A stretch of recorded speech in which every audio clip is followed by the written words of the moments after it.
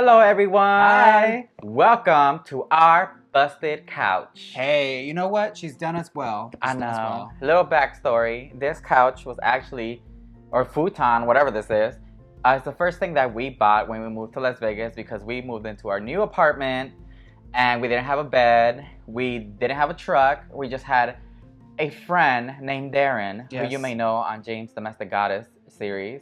Yes. He actually is very helpful. He came with his truck. It was like, well, I could take you to Big Lots. And we're like, well, Big Lots it is. We're going to take this chance. And we bought this.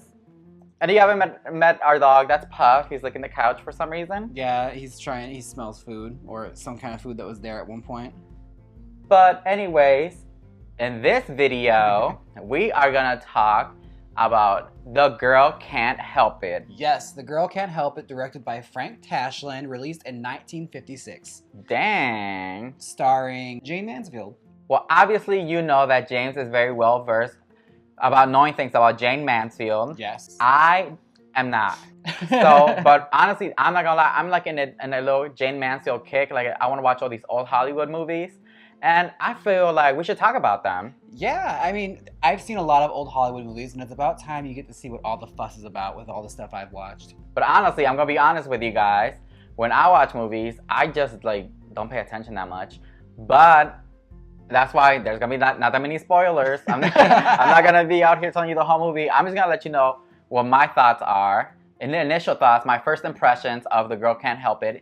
Now in 2022, and I can't believe we're about to be in 2023. I know, and hold on, I'm gonna put him down because he keeps looking at that couch. Like, what are you doing? He don't want to go nowhere. He is so into that couch. Okay, so yeah, this movie was actually really easy to zone off from because not a whole lot happens in it. I didn't even know what the storyline was. Like, So distracted. I was like, James, what's going on? Catch me up. But I'm not gonna lie, Jayne Mansfield looks so good in this movie. Yeah, it's probably one of the few films that she's done with Fox where she looks her best. And was she in her early 20s for this? Yes, she was. This is the first big budget theatrical film she had done. She did a bunch of indie movies before that. And what an entrance, because right at the start, well, not right at the start, but right in her introduction is like, boom, doors open, and boom, she's just chilling there in her white dress with that open cut-up window and that white stole. It was good. It was sickening. I was like, oh, okay. Yeah, the costumes in this are gorgeous. Like, you can tell, like, they're completely custom made for her. Like, no one else had a body like that. And this is basically like a package to introduce her to Hollywood because they had a lot of big plans for her when she had come on. And then the crazy thing, it's like, it's not crazy because obviously, if you're watching this video, you probably know that a lot of stuff in Hollywood, once something becomes successful, they want to like remake that to keep making more money. Yeah. Jayne Mansfield was no exception. She was basically the Christina Aguilera of Marilyn Monroe. So she was basically an answer to Britney Spears because they just wanted to keep making money. Marilyn Monroe was making money. So we're like, hey girl, let's bring in Jayne Mansfield. And for my generation where I grew up, it was Britney Spears. Then like, hey girl, let's bring Christina Aguilera. And so on and so on. And like the way it's framed in history always sort of bothers me because like they always kind of frame that story like they brought in Jayne Mansfield to teach Marilyn a lesson. That wasn't the case. Like, that's bad business. If you're gonna bring somebody in to make someone else perform better, no one works that way. Girl, they wanted to make more money. If that were the case, Marilyn wouldn't have got the great roles that she got. Girl, they wanted more money. The studios wanted more money. That's essentially what it was. They thought we can either have one or we could have two. But you know what? Let's not pit these girls against each other because after I get my Jayne Mansfield kick, I'm going to watch some Marilyn Monroe movies because honestly, I've never watched one movie from Marilyn Monroe. You're in for a treat because her movies are far better than Jayne's, but it's also because like Jayne Mansfield was pregnant her whole time at Fox, so she didn't get to make a lot of movies they had planned for her. Guess what? That's why we got Mariska. Yep. All right, let's get back on topic. So The Girl Can't Help It. Jayne Mansfield looks sickening. That's not gonna be the only thing I say. I mean, it is a great takeaway from the movie because, like, even when I was watching the Criterion Collection, all the special features and all the reviews were saying, man, oh man, a lot of stuff happens in this movie, but none of it has to do with the plot. No, I'm like, it was basically a movie to introduce Jayne Mansfield. That's how I felt because I'm like, oh, okay. Like, I was just paying attention to what Jayne Mansfield was wearing, what Jayne Mansfield was gonna say. I don't even know her actual character in the movie. I just know her as Jayne Mansfield. And then that whole scene where she's walking through the street and then the milk cartons pop. Yes. I mean the milk pops and everything. I was like, oh, okay. That was a statement. That was a moment. It was an iconic moment and a great way to introduce her. And like, honestly, this movie, like, the plot is really, really thin. Like, I can explain it to you in like 5 seconds. Like, it's literally just a down and out agent is called in by a former mobster to make his girlfriend famous so that he can piggyback off that and become famous again too. So that's what the movie is about. Yeah. And lo and behold, he falls in love, the agent, with the girl he's supposed to be, you know, his charge of. But you know what? It was a cute movie. Jayne Mansfield did her thing. I was expecting her to be worse at acting. But honestly, I was kind of amazed. I was amazed that she could sing too, because when you first watch the movie, this might be a spoiler. All right, spoiler. When you initially watch the movie, her character pretends to not be able to sing, and I was like, oh, she sounds bad. I was like, but then later on, she opens up her voice and she could sing. It's not like Whitney Houston, but she has a little singing voice. Do you mind if I spoil this for you? Mm-hmm. That wasn't her singing voice. That was not her? No, that was Julie London. Wow. Yeah, she was dubbed. Jayne Mansfield was a singer, but she wasn't like a brilliant singer. She was a talk singer like Cassie. Yeah, it's like a Jennifer Lopez, if you will. Because I've heard some of her songs. Like, she has songs out there on Apple Music. That's what I use. Sorry, Spotify users. But yeah, like, her songs weren't bad. It was like it was character singing, which it still worked for her. I mean, for pop music at that time, I'm sure it was passable. Mm-hmm. But yeah, that wasn't her singing. That was Julie London. And like, that's also a big thing of this movie. It's like, it was like a big package for all these rock and roll bands to be seen in a big, big budget movie. And everything was shot well. It was a big budget movie. I was amazed. Like, the costuming was great. Jayne looked good in the red dress and that tulle dress, that blue dress that you kind of wore something similar to in the Stole Christmas. Yeah, it was a replica. It's not exact, but like, that dress is so intricate when you look at high quality photos of it. Like, the way they like completely traced around her body with it, it's incredible. Yeah, the only thing you were missing in the movie was the hat, but I'm pretty sure you didn't want to go too replica with it. Oh yeah. Like, also, that hat is hard to find. I don't know how to find anything like that. Like, it's such a weird design. Like, I had seen the original one, and it's like this big solid brim, and like, you have to have it custom made. There's no way around it. And did she always wear bullet bras? Because I feel like in a lot of these dresses, it was like bullet bras. I think for like the Fox films especially, yes, because they wanted to emphasize her measurements, because that was like a big selling point for her. Like, she was very gimmicky in that way.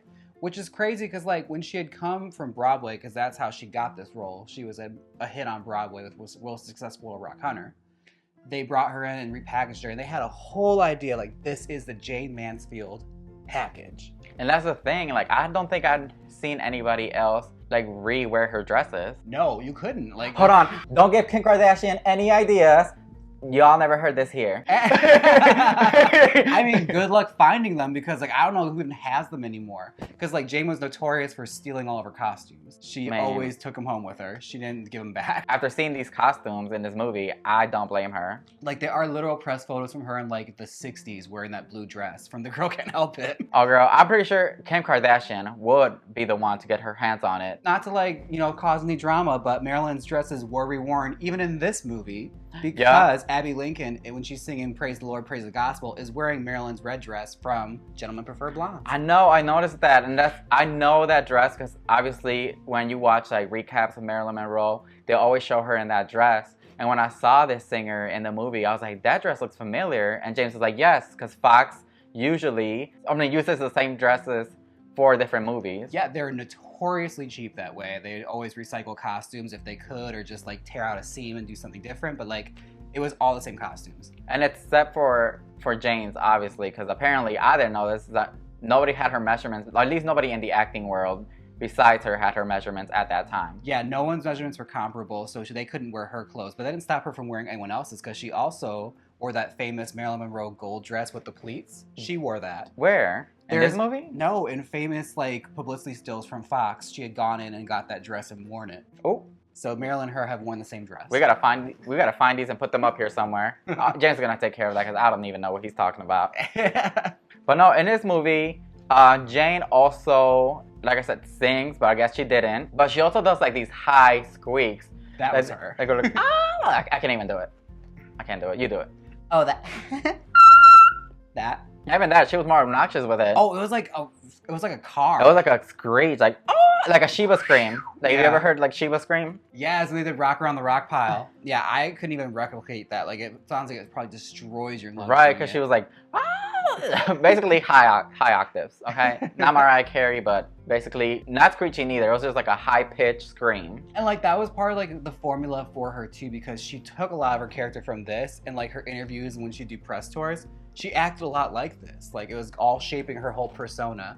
Because I always say she's like the first influencer. And that's sickening, because that's what your character, Jayne Mansfield, is an influencer. Yeah. But the funny part is when we started Jayne's YouTube channel, it was just like, it was just a parodying influencers, and all of a sudden you became one. Yeah, art imitated life. And I love that about Jayne, because like she was crazy about press and all that, like advertising yourself, monetizing anything. And talking about advertising yourself, you could buy this Jayne Mansfield shirt at dragqueenmerch.com. Yes. Now, if you're wondering why we're not talking very much about the plot, is because, well, it was really easy to get distracted with this movie. Like, I understand it's a classic movie, but like, it's not my favorite because just not a whole lot happens in it. Yeah, and I bought this on Amazon because I'm like, I'm getting this Jayne Mansfield kick, and I was like, I want to watch The Girl Can't Help It. This has it, but then James told me, Ernie, I bought the Criterion. It's a Criterion Collection? Yeah, Criterion Collection. The Criterion Collection one. So let's watch that one. I'm like, okay. I mean, it was good. The images were clear. Like, it was in like 4K. I haven't watched the original, so there's nothing I can compare it to. I'm gonna be the one to say I'll be that girl, but like, I kind of feel like the print on that one's better. Oh. I feel like there was a better copy on that one. So basically, when we do this, I don't think we're gonna do movie reviews. It's not gonna be like a movie review. I watched this in 2022. Yeah. And this is my first impression, my genuine reaction to this movie. Because I've never seen it before, and James and I have been together for so long, and I've never watched it. Never interests me. It's just right now I'm getting this old Hollywood kick. What did you think about her leading man? He was aight. Wanted to hear something scandalous? What is it? Rumors has it that he was gay. Word. It wouldn't be the last time she was paired with a gay guy, because rumors were also floating about that her co-star in Rock Hunter was also gay. They better work. Back then, it was hard to come out of the closet, so... Yeah, it would ruin your career. So yeah, especially if you're a comedian, nope. It's not like now where... I mean, it's still not easy to break in, but it's also like not the 60s. Yeah, but she was paired a lot with a lot of, lifelong confirmed bachelors. But yeah, anyways, this is not a review. This is my first impression of The Girl Can't Help It, and this is James' commentary. Yes. Now this dress... Let's talk about it. This is the first dress that you see her in this movie, this white dress. And actually, James wore this on the finale of season 9, like a replica of it. Yes. I did a white replica of that because my white party look, I wanted this initially, but we didn't have time or the money to make that happen. Oh, the money, girl. Drag Race is too much. It was too expensive, and like I was obsessed with this dress and just how it's constructed. And every designer's ever thrown it to, like, they can never quite get it exactly how it is. Because, like, it's insane. Like, that pattern, all this is, like, so much. That window? Yeah, it's so overwhelming to figure out how to replicate it. But Rock and Betty replicated it for the black. Yeah, for when you did that photo shoot. Yeah, pretty well. It's probably one of the closest I've seen. Now, should we talk more about the movie? I don't know. Because I don't remember. I just remember Jayne looking good in that yellow dress, that red dress, that tulle dress, that white dress. What I think is so crazy about this movie, like, watching it back and, like, thinking about the times and everything that was in, like, it was made to showcase, like, rock and roll in a mainstream movie, but like it's showcased in such a bizarre way because it was not true to life whatsoever how rock and roll was. For real? It was like at the time? They had like Little Richard inside this beautiful like club with like people in furs and dresses. No, like rock and roll then was like they toured in school buses and went to like sock hops and stuff for teenagers. So basically back then that was the edgy music. Oh yeah. Like rock and roll music was like how rap music was framed in our modern lens, and the elders didn't quite know how to feel about it because they were doing music all wrong in their eyes. What were they listening to back then? Like classical Beethoven stuff? Classical music, or like just instrumental. Wow. I don't know how I could live like that, to be honest, because I grew up with... People talked a lot more. Right, with lyrics. But anyways, that's it. This is our first video doing something like this. If you want us to go in deeper in like any kind of topic or like the movie or like just throw the ideas down there, because honestly we're just filming, because honestly I just got this kick of watching old Hollywood movies and I just wanted to share my first impressions with you guys. Obviously I'm not gonna have like some profound analysis of the movie, but I just get amazed by the little things, like the visions, like it was shot really well. the cars, like I'm not even a car person, and the old school cars were really nice and clean. And I know a lot of car people out there will just probably just cream themselves. Oh, gigantic too. It was like a living room on wheels. Also, the sets were really interesting. Like Fox, I couldn't really clock any of the sets from other movies. They looked like they probably built some new sets for this, but like the way those curtains and everything looked and all the sparkles on film, oh my god. It was so good. Like the sparkles look really good. I know I have a lens filter that could replicate that, but not to that extent. The sparkles were sparkling. Yeah, they were glittered stages. It was giving sparkles. Did Fox also use some of those sets for other movies? Because I know, oh yeah. Also knowing your experience from actually filming like mainstream content with like Warner Bros. And stuff, like you tell me like, oh, this is a set.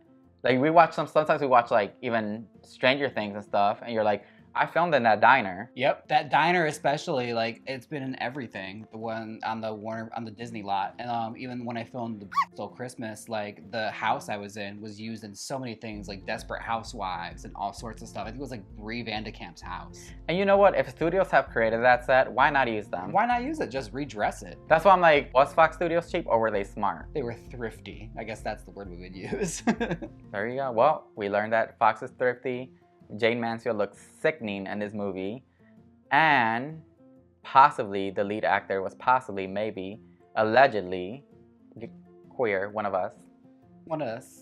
But anyways, don't forget to like, comment, and subscribe. Stay trifling, and until next time, deuces! And don't forget to write in the comment section if you want us to like hit any other talking points in future movies that we watch. Because let's see, I have this. Let's see what movie you want to watch. The Girl Can't Help It, we talked about it. There's The Sheriff of Fractured Jaw, and Will Success Spoil Rock Hunter. You know what? I think the next one's gonna be Will Success Spoil Rock Hunter, only because I know the title of that movie because you had a poster of it. Yeah. I think you still have. Do you still have that poster? I don't think I do anymore. Oh no. Was that one of the original posters? It was an original movie poster, yeah, from a release. Oh, well, dang. But yeah. It didn't look great. It was all yellowed from time, so I mean... I only know it because James had this big old poster of Will Success Spoil Rock Hunter, like, in our kitchen for the longest time. And I just knew that's where James got his drag name. Yeah. That's it. But that's the next movie that I'm going to watch and talk about. I did order... Oh my god, I said bye a long time ago, but I'm still talking. I did order a movie that's dubbed in Spanish, I believe. Jayne Mansfield and Mickey Hargitay did an Italian movie. Oh, I did rewatch it one time when James was falling asleep. I was bored as hell. I was like, let me watch this movie.